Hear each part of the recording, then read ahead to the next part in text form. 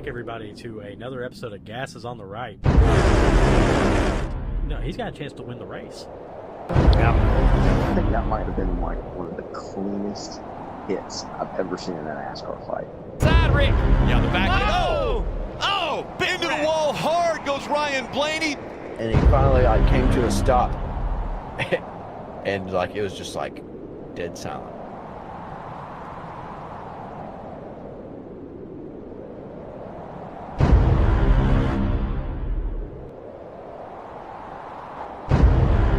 I said this last week, and I'm going to keep reiterating it.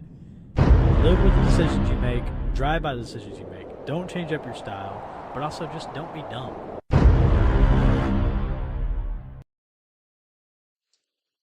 All right, everybody. Welcome back to Gas is on the Right podcast with Daniel, Emily, and Alan. We are here post Pocono, the tricky triangle. But before we get into that, if you will, please make sure to check us out on all of our social medias. On TikTok and Instagram at Gas is on the Right podcast, on X, formerly known as Twitter, at Gas_Right, and on YouTube and streaming platforms across the globe, Gas is on the Right podcast. So, let's get rolling into Pocono, the tricky triangle. What, 6 weeks, 5 weeks left after this week in the regular season? Yes, I think so. Got 5. Yep, so we are winding down. So, well, Emily, you want to kick us off? Sorry. Well, I think it's safe to say that if your city needs rain, you just call NASCAR to come along. Yeah. So, Oh man, that's what 7 for 7 for NBC, or how long have they had it? 6 I weeks think now. so. 6 weeks, 6 for 6. At least For it didn't NBC. delay the race this week, but I will say it that, was rain. yes. Well, the At truck least it race didn't. had rain, but Oh, we're talking about the big show at least. Well, it's literally the one storm cell that was across Pennsylvania this morning came across Pocono. I know. Yeah, I came across the track at it rained from I think 10 to 12 this morning out there. So they had I'm sure if you were in the stands or anywhere around during the pre-race stuff, it was probably very annoying hearing those jet dryers and the air tundras just running around the track. But man, yeah, can't catch a break. If you need rain, you Just go. call NASCAR. You call NASCAR, They'll come help and you you'll out. be good to go. Can they come So. to Georgia again? Yeah, I know we need it still. Oh, I need no rain this week. No rain whatsoever. Well, I think it is supposed to rain Wednesday, though. Not to put a damper on the beginning of your week, Daniel. well, that would be the mid of his week, so potato. I just need it. I need it to be dry, at least tomorrow. Well, I think you should be good though. fingers crossed for dry weather on a Monday. But Yeah. well, let's get into Pocono in and of itself. So, first off, a pretty interesting breakdown of the stages this time around. Really short first stage, not even a fuel run.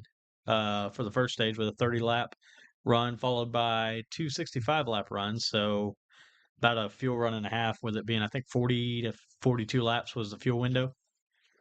45 allegedly, but and Joey Logano's fuel tank could probably go about 55 laps.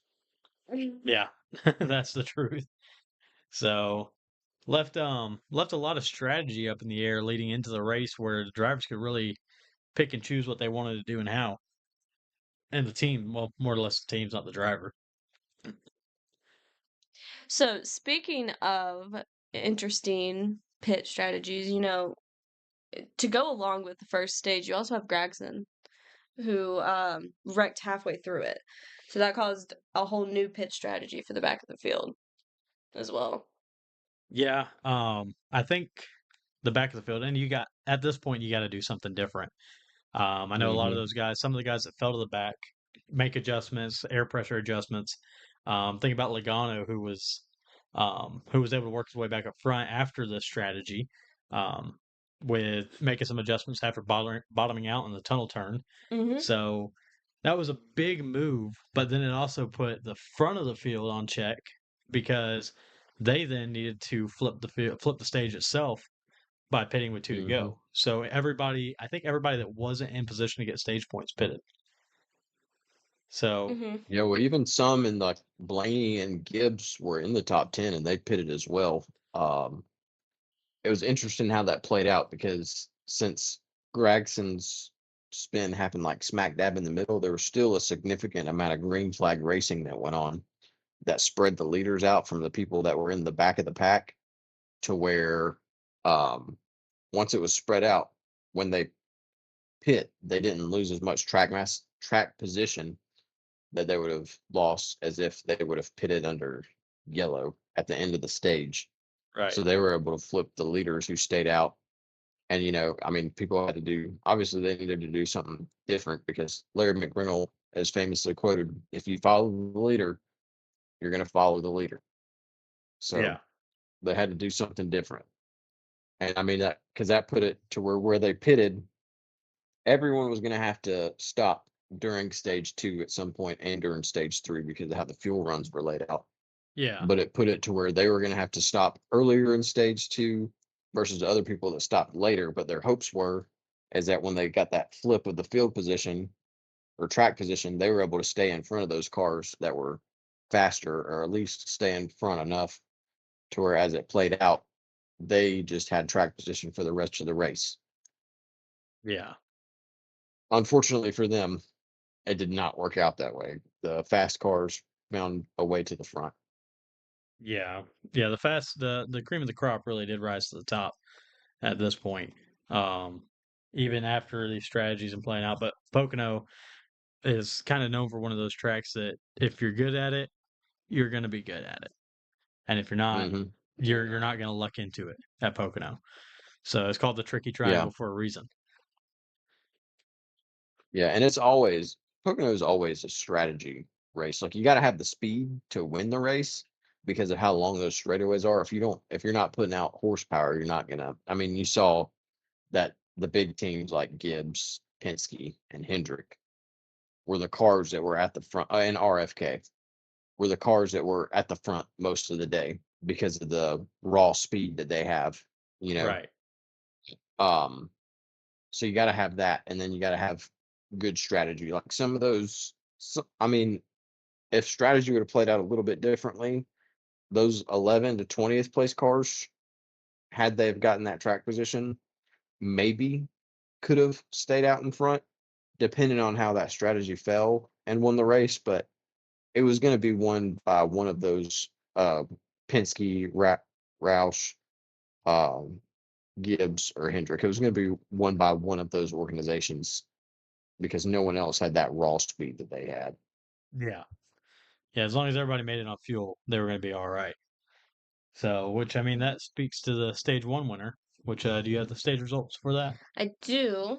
So stage 1 winner was Truex, followed by Hamlin, Reddick, Byron, and Elliott. And then 6 through 10 is Bowman, Logano, Keselowski, Bell, and Jones.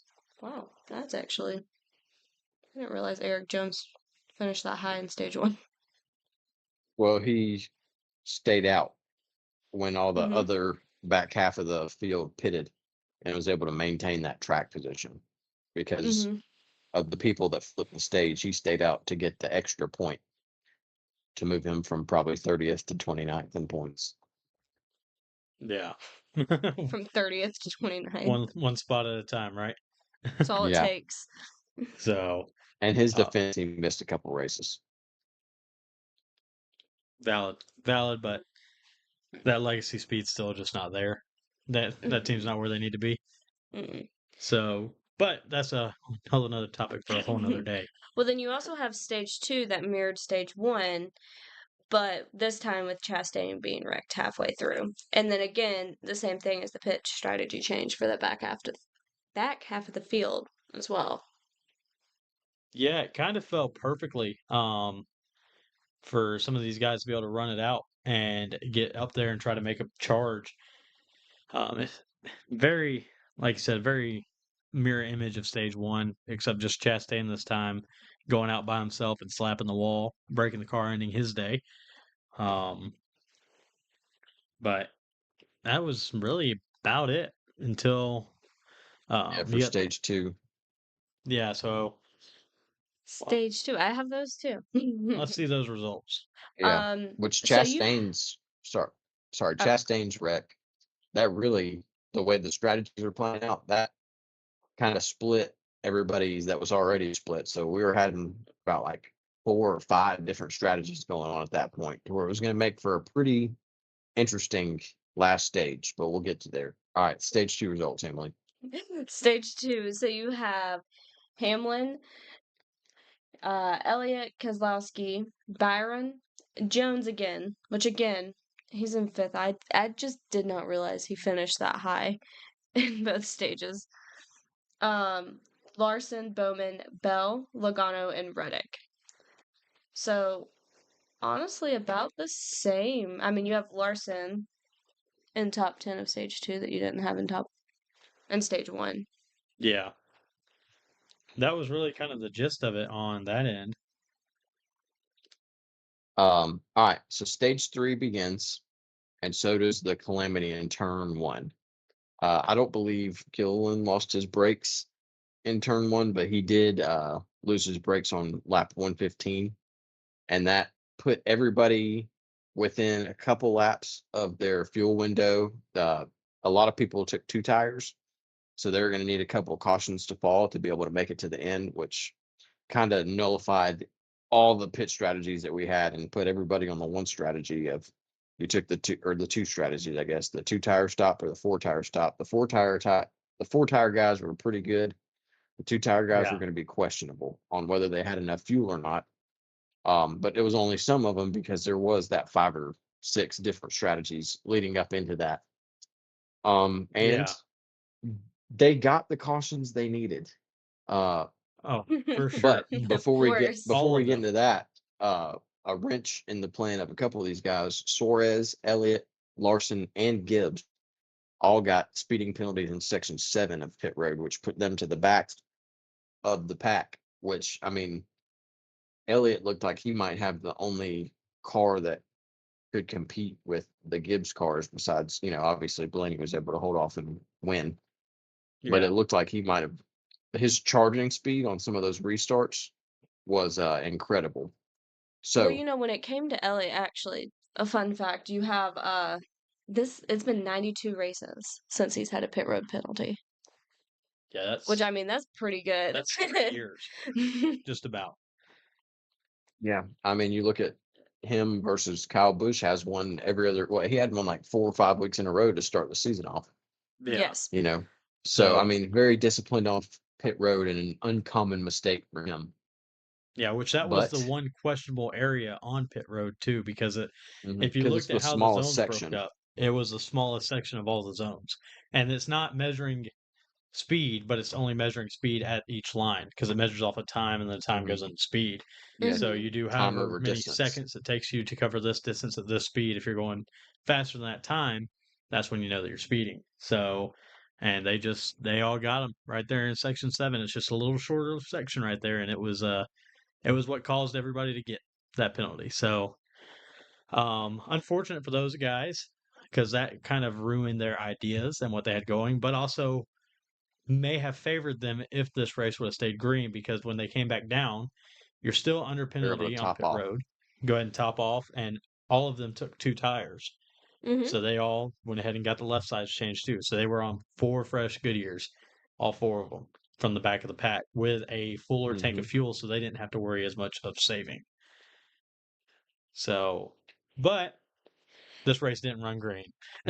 So, Then you have what has become a weekly occurrence at this point. Mhm. Kyle Busch somehow wrecks out. Whether he wrecks himself, gets wrecked by somebody else, gets caught up, it doesn't matter. There's always a Busch wreck. So, It's almost like they're building that car on top of like an Indian burial ground or something. yeah. I mean, that car is cursed. it seems about like it at this point. Yeah, no, it's right up there. Um, I don't know what they're doing or how they're doing or what they need to do to fix it, but they don't have it figured out, that's for sure. So, do you have the video? I do have the video, so we can break this down together as a team. So here we go. You see it's a restart. You see Bush shoots down to the bottom lane, shoots down to make that block on LaJoy. Mhm. LaJoy comes back up, and he is hooked. And then right across the front of the field. Hmm. Daniel, your thoughts? Let's go ahead and I see that again. am a big Corey LaJoy guy. I will be surprised if he's driving the number 7 car next week. Hmm. All right. And I know they say Interesting. because, and I think the most incriminating part is the radio chatter after this of, Yes. that he got what he deserves. You blocked me twice, you get hooked, So the radio chatter is extremely incriminating for him. So I believe that You think he's it was intentional? probably, you don't, I'm just saying. you don't think There's he meant for what happened to happen, but he definitely meant to spin Bush. I don't think he intended for him to shoot back up the track and end a bunch of other people's days.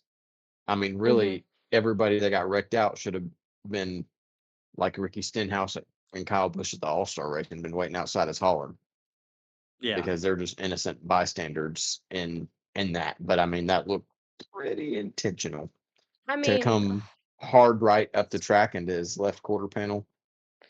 Yeah. let's watch this one more time because you see LaJoy come back up and it looks like he did turn. Well, the broadcast was talking heavily about the yellow line, but if he's on Bush's quarter panel or right there, or I mean, at the end of the day,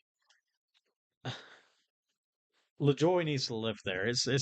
That's a dangerous area to be doing something like that, or just I mean, if you watch the in car, which we don't have the in car here, but I mean, he gets all of his quarter panel, and he does not have to come that far back up the track because if you look, he washes to the top lane. Right. LaJoy does into turn one. Mm-hmm. So Yeah, I mean, they could have made the corner and he could have just used them up in the corner, yeah, and they both keep going straight and live to fight another day, which I mean, LaJoy did, but however, Bush did not, yeah, and or none of the other people. Bush did not have any comments after this race either. And I mean, looking at it, what else do you want to say? Do you want to start more stuff to get yourself wrecked out again, or start a scuffle when you're running? I mean, 5 of the last 7 weeks, he's finished 27th or worse. Yeah. With 3 35th place finishes. You run with the squirrels, you get bit in the nuts.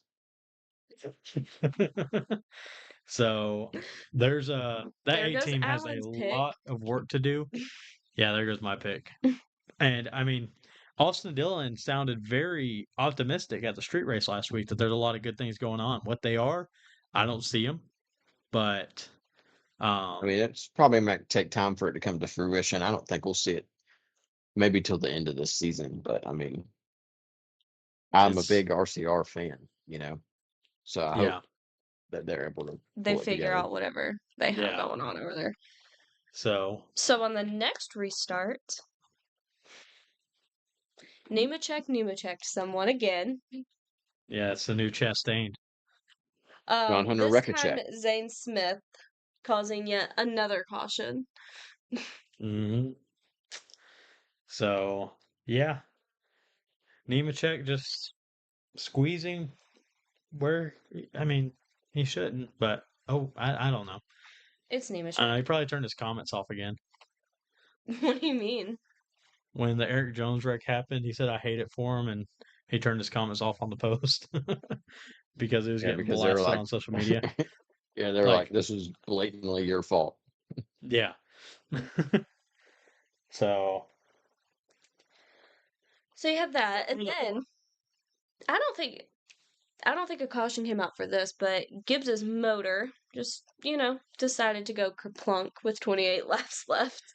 yep, good old chocolate milk on the road, and it ended up did Yeah, call that was pretty. Oh yeah, they did call a caution because they had to clean that. yeah, Because and there was a Yeah, good bit that came out too. it blew going into turn one on the next restart. Mm-hmm.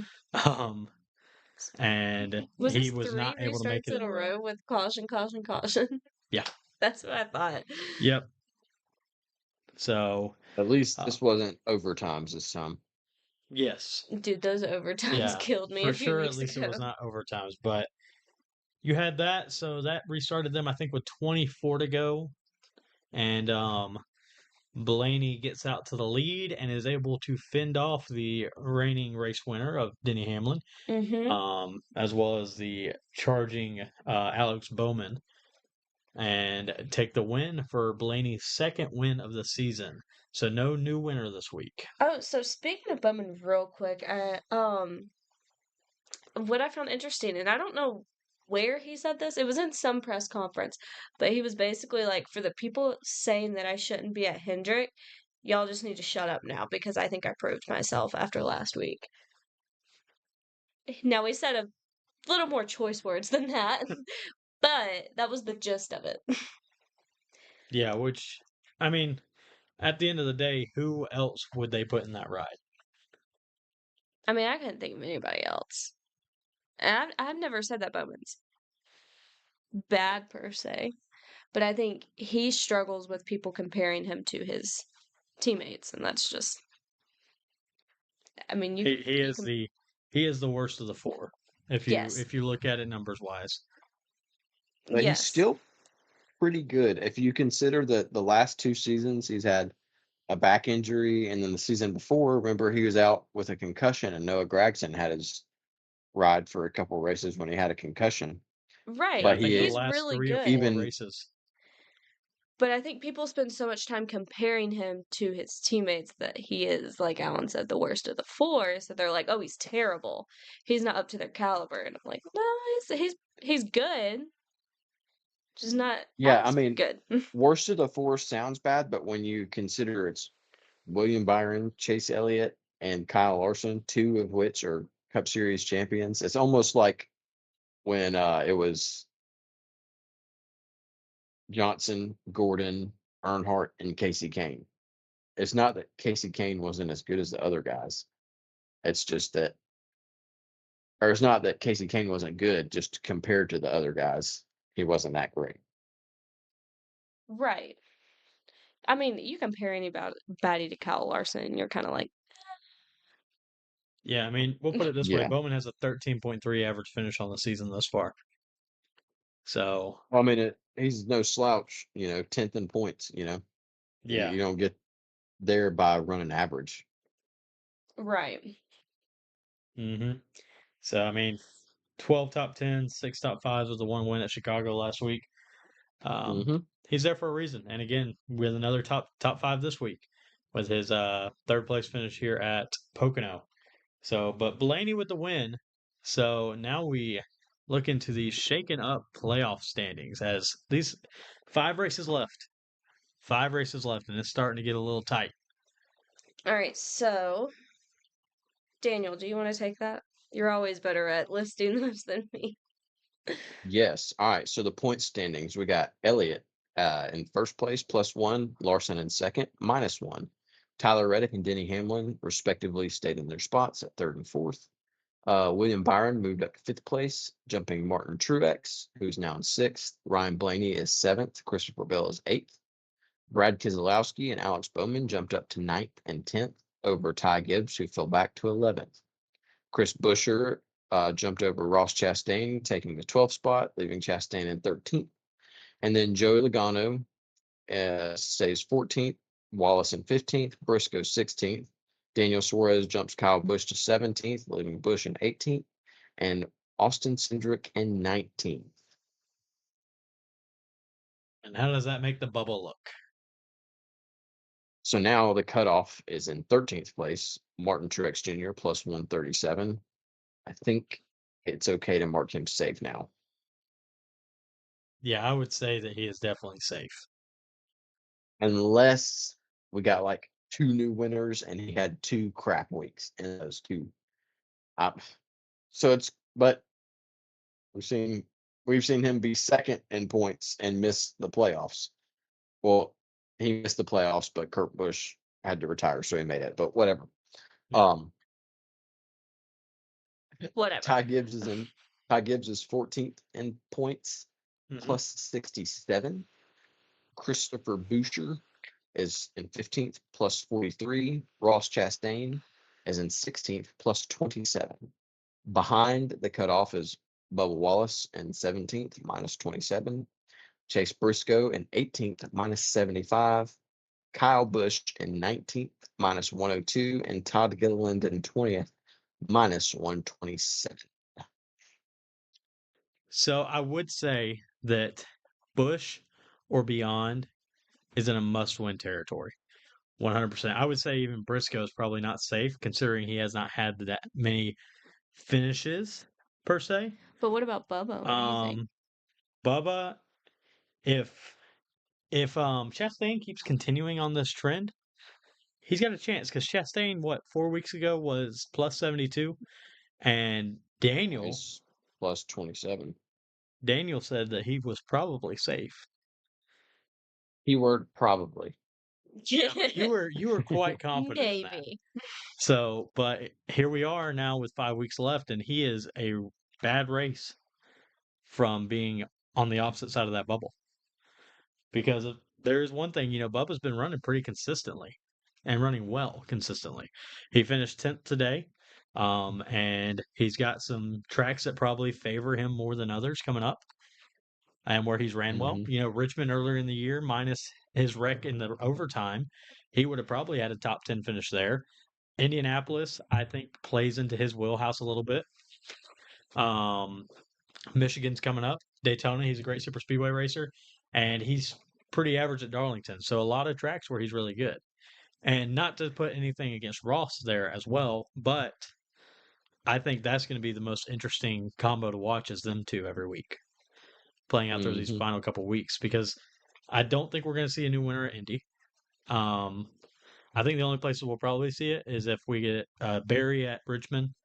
I would say Busher at Daytona. Michigan. Busher at Michigan. Daytona could be a fluke. Yeah, I think you could possibly see Busher at Indy as well. Just he's in one of those premier rides that, like we said, Indy is one of these high speed places to where the big people show up. Yeah, it's gonna be a race where the big dogs play. Yeah, which I mean also could fall into Truex and Gibbs. Truex is one of the few people who has experience on the Indy Oval in this race. Yeah, that is true. So, and I mean Larson has the most track time there recently. Yeah, but so I mean a Gibbs or a Truex win is not as detrimental to the cutoff line as per se a Busch, Gilliland, or anywhere behind there, any kind of fluke win. Yeah. Right. When you're ready. We do have a silly season update though. So we have Gragson going to front row. Yep. So yeah, the Gregson was one of them. He announced with front row this past week, I think the Tuesday. You also have that makes 3 of the 4 Stewart-Haas drivers have confirmed their rides for 2025. So you got Barry going to Wood Brothers. You have Briscoe going to Joe Gibbs Racing. And also, you now have a crew chief signed from Stewart-Haas with Rodney Childers signing to be the crew chief for the number 7 in 2025 and beyond. So he will be Corey LaJoie's crew chief. He didn't go with Barry like it was suspected. Yeah, they must have thrown a paycheck at him for him to leave. Because For I him mean, to leave if you Barry. think about it, the 21 is formed of Penske. You know what I mean? Like, Yeah. the way Penske cars are running right now, you don't want to go there. Are you sure? Yeah. But so they had to have said, say your number. And he was like, Yeah. this. And they're like, done. Yeah, I feel like there may be some longevity there as well, considering like he could easily move into like a competition director role moving forward. Yeah, a Chad Knaus role. Yeah. And I could see that happening after 2 or 3 years, moving to that type of role at Spire. But yeah, so some movement going on. That does still leave a lot of question marks still open. So currently, you still have the 16 and 31 at Colleague, the 3rd charter for Front Row, the charter for Haas Factory Team, the 2 remaining floater charters for SHR that haven't been confirmed, but it's most likely going to be 2311 and Trackhouse. So those seats as well. So that makes what is that? 7 seats still available?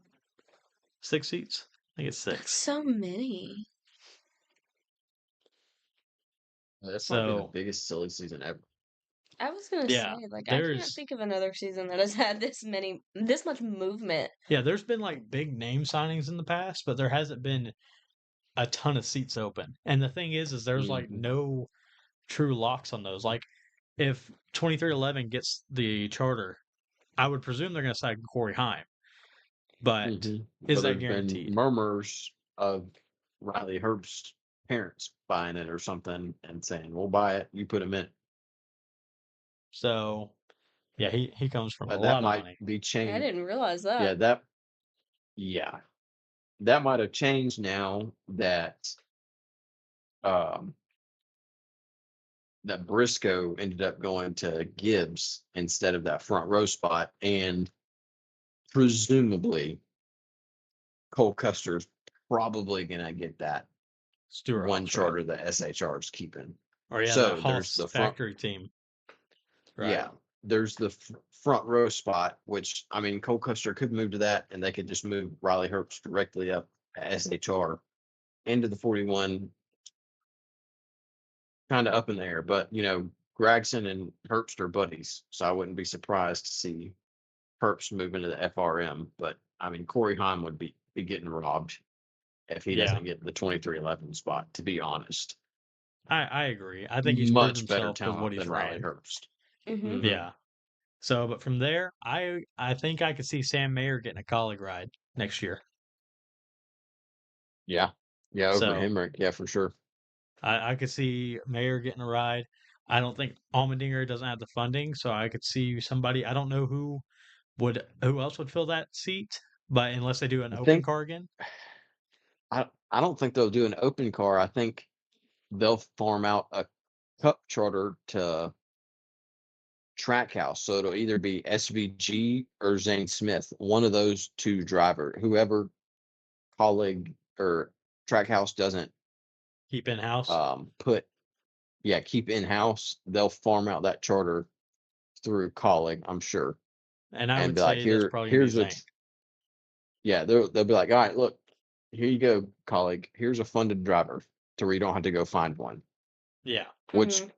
could possibly make colleague keep that second charter open and Sam Mayer be kind of SOL, you know.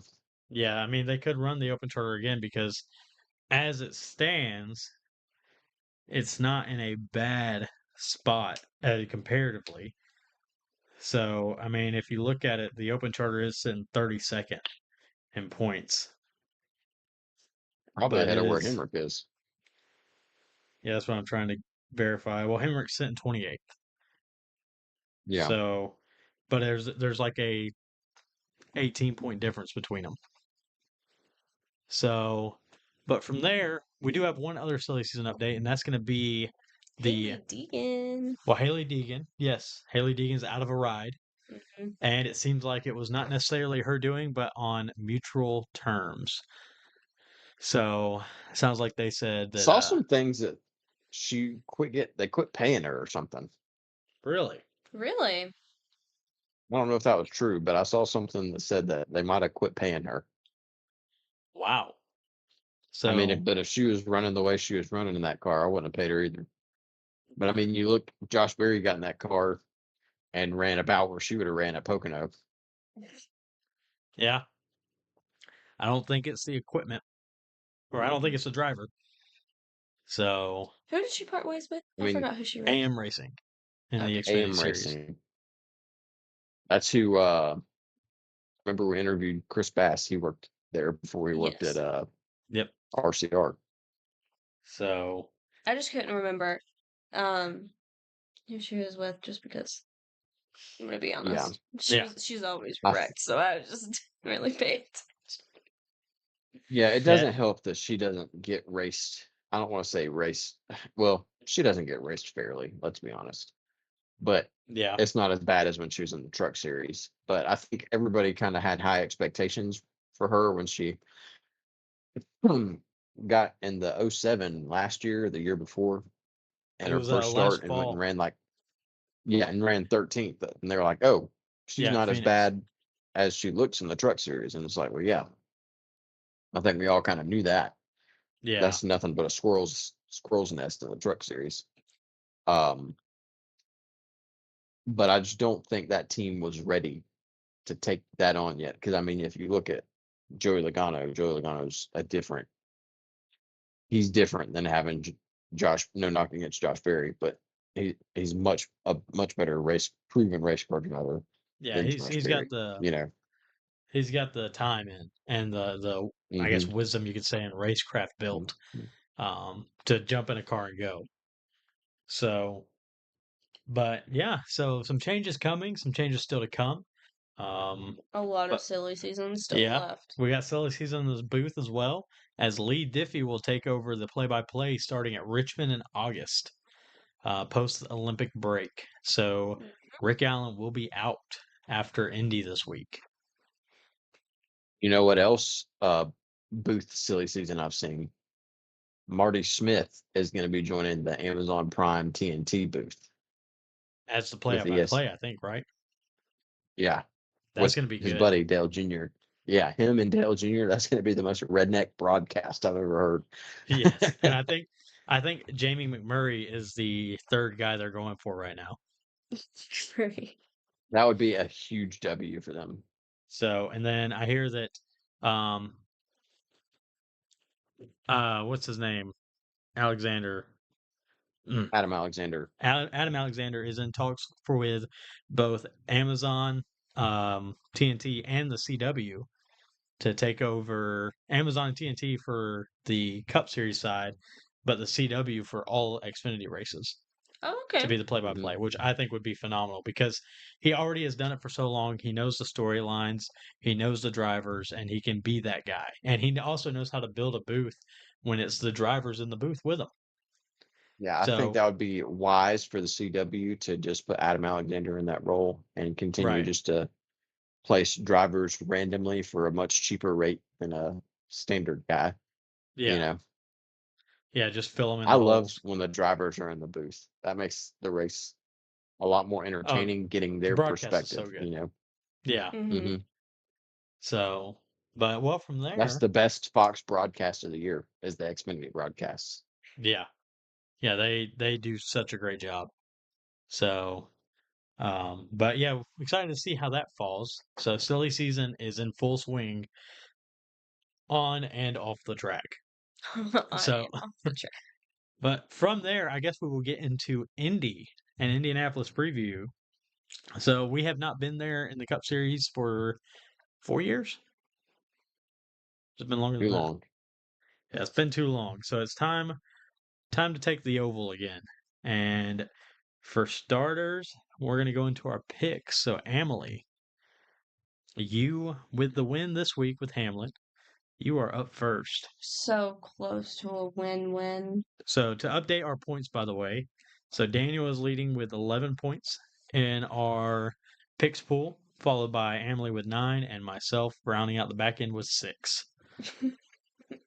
So, Emily, your Hey, driver. you laugh, but Allen's not out of it. If he won every single race the rest of the way through, he'd win. Oh, no.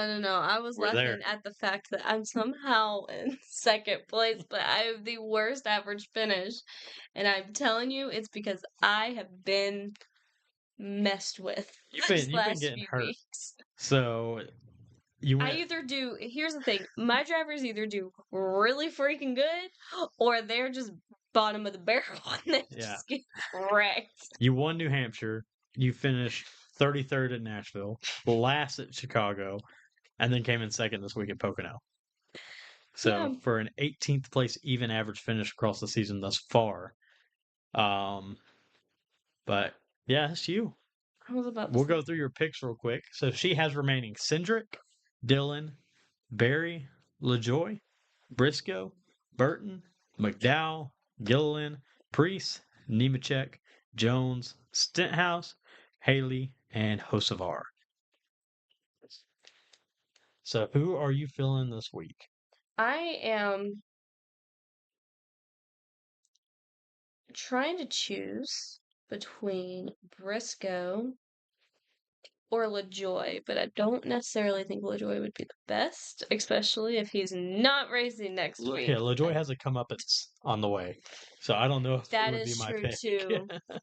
And with how bad Kyle Busch is doing this season, he may give him comeuppance just because he can. Yeah, Busch may be like, look, not so going to make it into playoffs, so I'm just we're going to go we're all ahead and running in the wreck back us. anyway, so might as well just take us all out. If I were you, I'd look at your veterans, people who have raced there, which I know is I was. Austin Dillon, Michael McDowell, You actually really, John you Hunter really Nemechek, think Dylan? I'm not picking Nemechek. and Eric Nemechek's Jones, everybody, and then wrecks himself in the process. Yeah, Eric Jones did just come and off a good week too. Ricky Stenhouse. All right, look.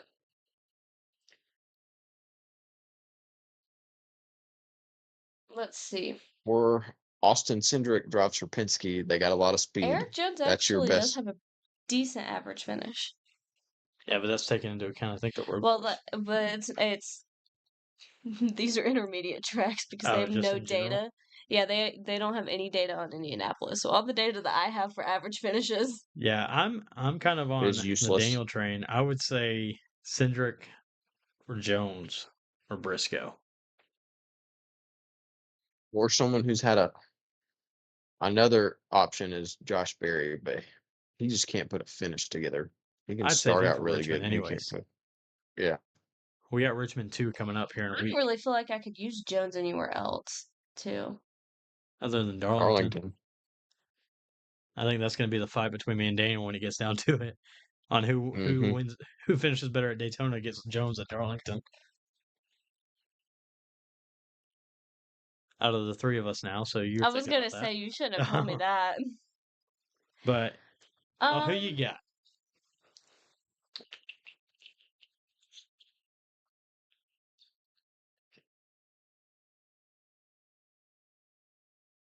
Hmm.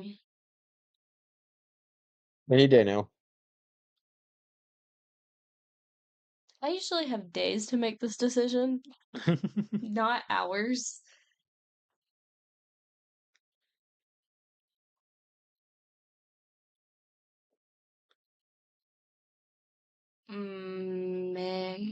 McDowell. Hmm? That was a question. I think McDowell. McDowell? Because I don't know where else I'd use him. Well, I'm trying to look. Michael. Daytona. Yeah, Daytona. Not McDowell. Daytona is such a wild card, though, Yeah, she can put just about anybody in there. because it's Yeah. Daytona. So, and Yeah, she's still got good super speedway picks, better than McDowell at least. I'm That putting is Justin true, but Haley at Daytona. So, well, here's the that's thing. got. I can't throw crap at a wall and make it stick. Like, Oh, All right, Alan. hold on. Oh, I just took my knee out on the desk. Okay. Are you okay? Yeah, All it right. just hurts. We'll restart in a second. All right, Daniel, call me. All right, Alan. It's time for your pick. Let's review your Oh. available options as well. You have All right. Austin Cindric, Austin Mhm. Dillon, Noah Gragson, Ryan Blaney, Chase Briscoe, Harrison Burton, Todd Gilliland, Ryan Preece, Eric Jones, Ricky Stenhouse Jr., Zane Smith, Carson Hocevar, and Daniel Suarez. I am going to. I'm gonna throw it at the wall and make it stick. We're gonna go Austin Dillon. Okay. We're gonna go back-to-back RCR guys and see what happens. We're back-to-back 30th place finishes. There goes Alan's average. So, Daniel?